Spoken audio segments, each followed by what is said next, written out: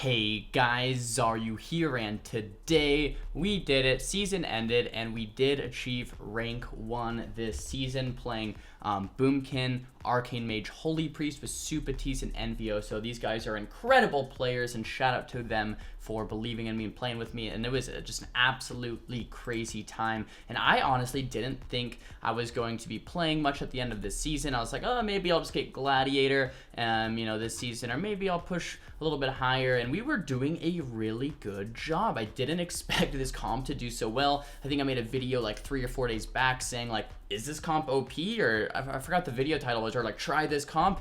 And this comp, guys, Arcane Boomkin, is something that I haven't been playing a ton of. I think I played it for like maybe 6 hours the last night of the season. We grinded from like 2,500 to almost 3K, believe it or not, just playing this composition. And this specific matchup was one of our hardest games of the final night of the season. And this was, I don't think this was more in the closer end of it. As you can see here, it's only 11:36 p.m. I think we were playing for a little bit longer after this, getting a little bit higher rated. But so I'm not sure the MMR might be around 2,900. But this was an amazing game that we played, and it was just really, it was cool because we had to play very well defensively to win this game. We fought them, I think once or twice, and got destroyed. And we kind of changed up the strategy to where we're playing offensive. We're playing them head to head, but at the same time, once my healer gets CC'd, I have to do a very good job of line of sighting. My Boomkin has to do a very good job of landing those defensive cyclones, and then we have to switch that pressure around immediately. So right here,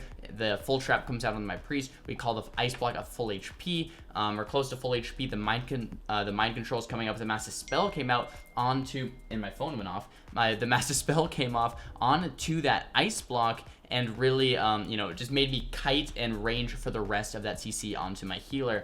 And so, like, defensively, this comp is good with polymorphs, with cyclones. You can kind of reset indefinitely, but offensively, this comp is good with that chastise, with that undispellable stun. So as you can see here, we're getting a lot of CC onto the priest, the root beam into the cyclone, maybe followed up the sheep, full sheep coming out. So this priest hasn't moved in about 15 seconds, and the feral is doing exactly what we are doing to him, right? We're getting a ton of CC onto the priest, but that feral is running and line of sighting, so we can't actually kill him. And one of the strengths of our comp is if someone runs, we can start hitting something else. If that guy runs, we start hitting something else, right? We can always just keep tab targeting and keep doing a ton of damage onto whoever is in our, like, in the open. Whoever is in our sights, we can do a ton of damage too. Going for the blood elf into the full sheep there. Don't quite get it, but the cyclone does land. And now the feral and the hunter are getting very low. And this is what we, the reason we were losing at first is because we didn't have enough offensive pressure. And the offensive pressure as this comp is really what allows you to win games,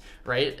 If you are playing too defensively and you're constantly running, it's gonna spiral out of control to where you're constantly running until you're out of defensive cooldowns and you die. However, if you keep pressing them back with a ton of Arcane Mage damage, a ton of Boomkin damage, and every time they peek out, they're getting stunned and blown up to where they are on the defensive constantly, that's your strongest defensive advantage, right? Now, having said that, once they kind of push in and take a footing and use their offensive cooldowns, respect that.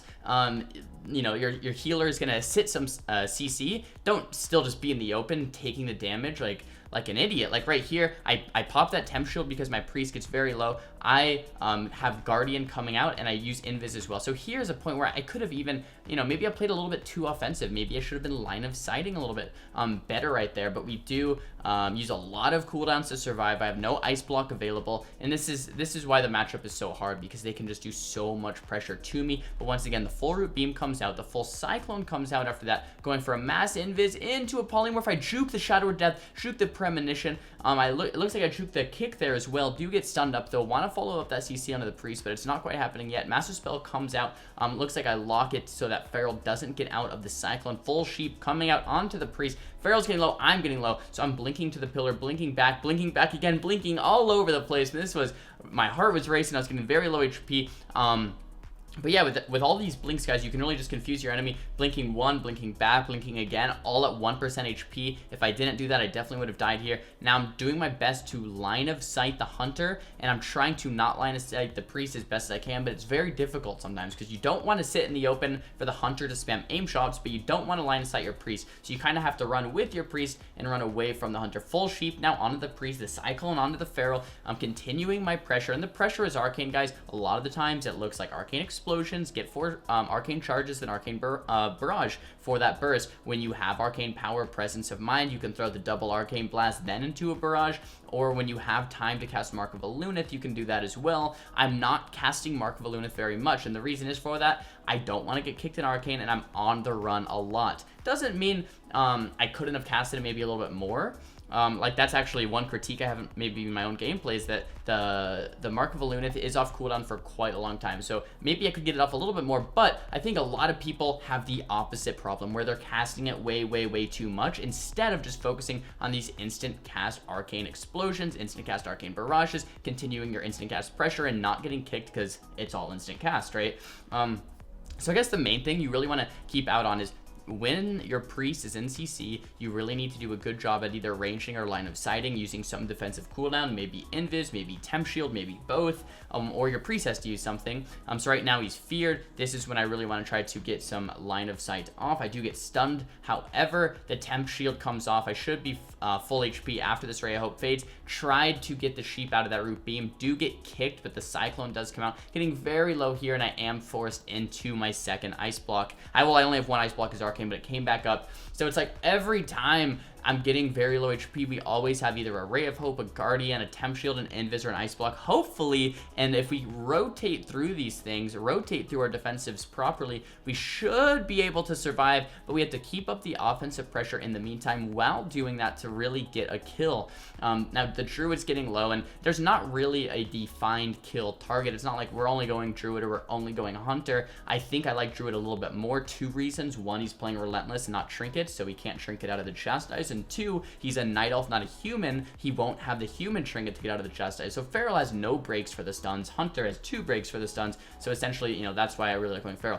Right here, guys, I'm playing very far range. This is so good. I jump off and then blink back up to negate the entire CC chain on my priest. So that was a full trap on my priest, and I kind of just blinked away, jumped off the map, and then blinked back up when he was out of that CC to try and survive that CC chain, and I did end up doing that. My priest is getting low on mana. We get a very nice go there with a ton of CC onto the priest, and we get pet sack, we get pain suppression, a lot of defensive cooldowns from them. Now the cyclone coming out of the hunter does decide to trinket, going for the full sheep, juke the death into the full sheep, so this is very good for us, but the priest does trinket it. So it seems like almost every time we're getting something rolling, they have a defensive in return, but recently we've gotten the pet sack, the hunter's trinket, the priest trinket, the pain suppression, so much defensive cooldowns from them. So if we just keep rotating our defensives, they're going to be out very soon. However, I don't have an ice block available. I have greater invis here in about 2 seconds, and I have offensive cooldowns, or I guess arcane power just coming up here in a second. Getting that Mark of Alunith, the orb out onto the Feral. He's getting so low, but he actually doesn't die. There's 7% life. I can't believe it. I'm trying to channel those missiles, though get kicked and interrupted by the hunter, though. The stun now comes out on the hunter. This is what I'm talking about, guys. We're keeping them pinned with our pressure to where whenever they come out, they are scared. The beautiful cyclone coming out onto the Feral Druid as soon as he pops Incarnation. Super clutch there by Supatees, keeping the Feral, you know, kind of on his back foot while that Incarnation cooldown is up. And if we just land one more good CC chain onto the priest, or just keep up this pressure, they should be going down soon. Feral, 10% life there, 15% life. Do get interrupted once again, keeping up the damage. And we just need to keep up our offensive pressure or we're gonna die, right? So I use Invis there as soon as my priest gets trapped. CC looks like it does break. Mass Invisibility coming out, trying to survive. This is kind of like their final hurrah before they are really just going to die. The full cyclone comes out. Ray of Hope onto me. Looks like it's going to taunt me. And yes, it does. Full root beam onto the priest. Feral Druid's getting solo. Mind control on the hunter. Amazing cross. You see stun on the priest. He does human trinket, but I full sheep the priest onto the human trinket. It looks like the Feral Druid's going to go down 10% life. Come on, please. It's like I'm in this game again. Come on, just die, just die. Full Cyclone now onto the Priest. The Feral is camping bear form, though, channeling a bunch of missiles, getting the Arcane Explosions, the Barrage, the Flag of Ownership in the Feral's dead body, and he does go down. So that was a wonderful, wonderful game there. Once again, we fought these guys a couple times. Here's the damage breakdown, and it was very difficult. MMR almost up to 3k, but guys, this is the composition I ran for rank 1 with Supatis and Envioso playing Arcane, Boomkin, Holy Priest. Whew, that was that very, very difficult game. Alright guys, so there it is. It wraps up another season. Make sure to give the video a thumbs up if you guys want to see more of my end of season push playing this composition. Thumbs the video down if you did not like the video, and talk to me below in the comments about what type of videos you guys want to see for next time. Don't forget to subscribe. I'll see you guys next time. Peace.